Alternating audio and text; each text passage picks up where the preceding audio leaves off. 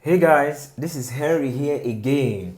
Yeah, in this video, I want to be talking about two cryptocurrencies, two altcoins that I would advise us to invest in this month of March.